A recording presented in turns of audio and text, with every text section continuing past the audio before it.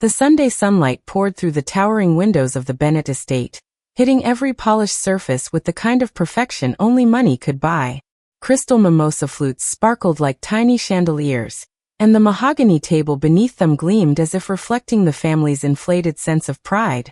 Oil paintings, heavy and deliberate, adorned the walls, each one chosen by my father to display power, taste, and the illusion of legacy. Victoria sat at the head of the table, her designer dress catching every ray of light, practically glowing with entitlement.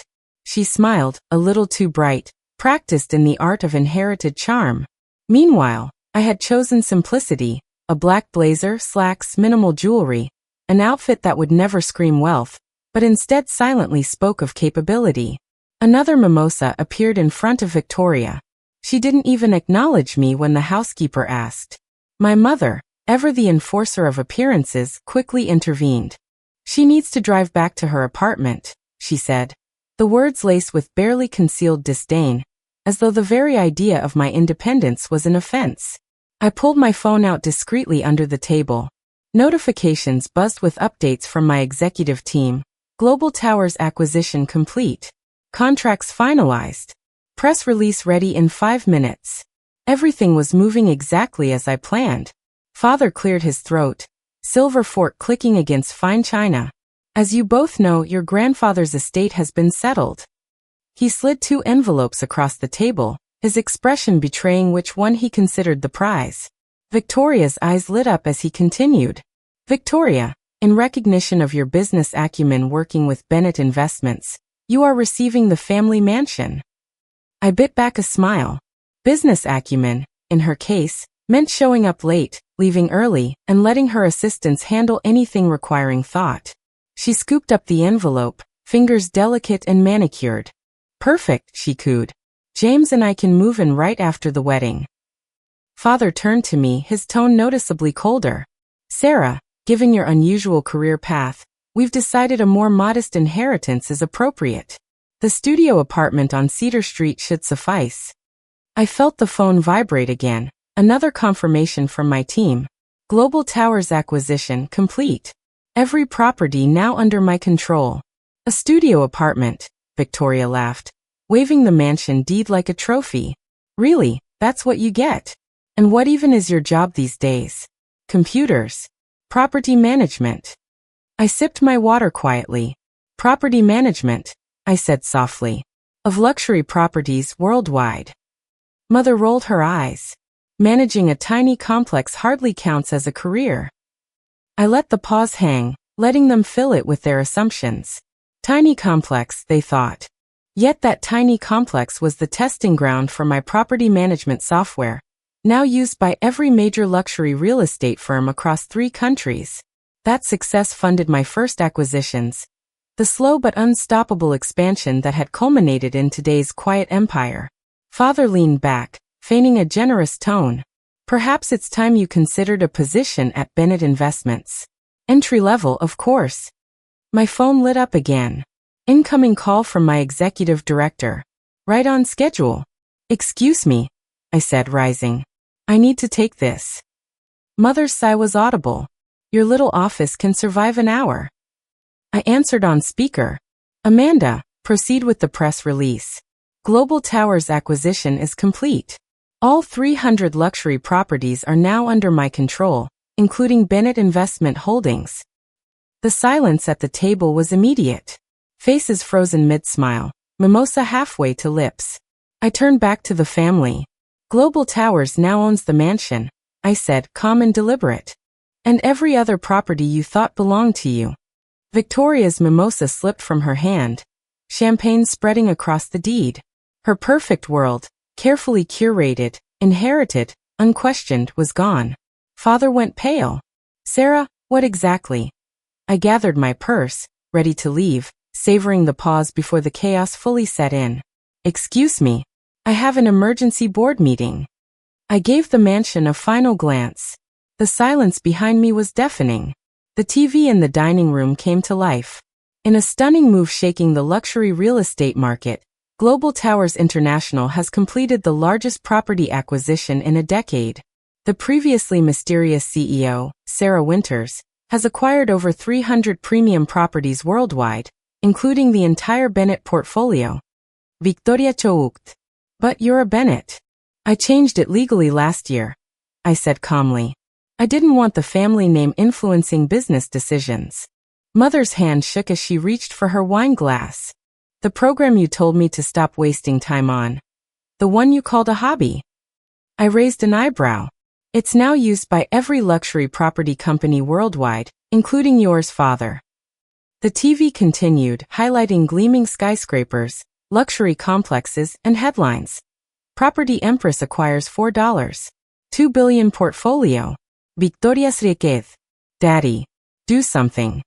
I cut in smoothly. Victoria knows how to spend money, not make it.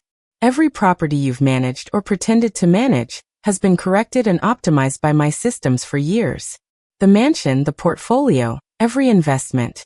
Now under proper management. Father slumped, the designer coffee cup slipping from his hands. Amanda, my executive director, spoke quietly. The board is waiting. The mayor is on line 1. I smiled. Start the renovations. The mansion will become a technology innovation center for female entrepreneurs. Mother stammered. But where will we live? I tapped a button, and a holographic display of suitable apartments appeared. Cedar Street studio still available. Victoria's voice cracked. You can't be serious. Consider it a valuable business lesson, I said, smoothing my blazer. Never underestimate someone just because they don't broadcast their success. I turned to leave, Amanda showing them the listings. One final note. The tiny complex on the east side, the one they thought I worked at, was now worth more than all of Victoria's failed developments combined. I paused at the door, looking back at their stunned faces. Sometimes, the smallest inheritance leads to the biggest empire. I picked up my simple coffee cup, toasting my reflection in the window. The sun set across the city skyline, gilding the Global Towers logo, once Bennett Investments, with the golden proof of a quiet, unstoppable rise. The morning after the brunch fiasco, the Bennett estate felt smaller, constrained, suffocating even. Every hallway seemed to echo with whispers of disbelief. Every familiar corner now a reminder that their assumptions had been utterly dismantled. I arrived at my temporary command post, the Global Towers Operations Office in the city center. A sleek, modern space with panoramic windows that made the skyline feel like my personal chessboard. My phone buzzed incessantly. Updates on Sterling Square, confirmations from international property managers, notifications of contracts transferred, and legal approvals finalized. Each ping was a reminder that everything was proceeding exactly as planned. My family, on the other hand, remained trapped in their own hubris. 2 days after the brunch, my father called. His tone was strained, faltering, the commanding voice of the past replaced by desperation. Sarah. Ms. Winters, can we meet? Of course, I replied, keeping my voice calm. Calmness was a weapon. Panic would have been theirs. When he arrived at my office, the man who once wielded authority over generations of investments now looked smaller. His suit was still expensive, but the sharp lines were gone, wrinkled from repeated visits and tense nights. He clutched a folder in his hands, trembling slightly. Sarah, he began, pausing. I've brought proposals. Plans for the properties. I gestured to the chair across from me. Let me see them. He placed the folder carefully on my desk. I opened it slowly, examining spreadsheets, architectural reports, and budgets. Nothing was new. Everything had already been absorbed into my system weeks ago. His silence was the loudest statement of all. Sterling Square alone would have collapsed within months. I said, voice even cold. Safety violations, structural issues, mismanaged contracts, lawsuits would have destroyed Bennett Investments. You were running on borrowed luck, father, and it would have caught up to you. He shifted in the chair, swallowing hard. We just need partial control back. Please. At least some properties. I leaned back, smoothing my blazer. Too late. Reconstruction begins next week, under proper management. Every property you've touched that risked lives and money. Corrected. Every mistake accounted for. Every inefficiency optimized. Every liability neutralized. He exhaled sharply. And Victoria, I cut him off. Victoria knows luxury shopping, appearances and photo ops, not property management. Every project she's been credited for is now either corrected, completed, or under direct supervision. The software you mocked, Father, caught and corrected her failures for the past 2 years. Father's hand shook as he gripped the edge of my desk. Your sister, she's not taking this well. You mean she's not taking responsibility? I said evenly. Her trust fund. Frozen. All accounts under review. Standard procedure during acquisitions of this scale, especially when irregularities are found. Sterling Square alone would have bankrupted the company within months if it weren't for proper oversight. The intercom buzzed. My mother and Victoria arrived, escorted by security. Their usual polished demeanor was gone, replaced by unease and disbelief. Amanda guided them in, tablet in hand, ready to show them what real management looked like. Ms. Winters, my mother began, voice trembling. We wanted to apologize. For what specifically? I asked, leaning back in my chair. Mocking my career choices. Ignoring the software that saved your properties. Assuming I needed charity. Victoria's voice cracked. The mansion, our home. I activated a holographic display above my desk. Every property in the Bennett portfolio appeared in vivid detail, labeled with current ownership and management oversight. The mansion is being converted into a technology innovation center, focusing on supporting female entrepreneurs, the kind of mentorship I never received from this family. But where will we live? Mother asked. I tapped another button. Multiple apartments appeared, luxury units, fully available for lease at market rates. The Cedar Street studio is still available, I said calmly. Victoria shrieked, stepping back. You can't be serious. After everything you did. I stood, smoothing my blazer. Consider this a business lesson, Victoria. One you should have learned years ago. Never underestimate someone who quietly builds while you parade around in inherited wealth. That tiny complex you thought I managed. It's now worth more than all of your failed developments combined. Proper management makes all the difference. The room was silent except for the hum of the news broadcast still playing in the background, detailing my Global Towers acquisition and the $4.2 billion portfolio I had quietly amassed. Headlines flashed.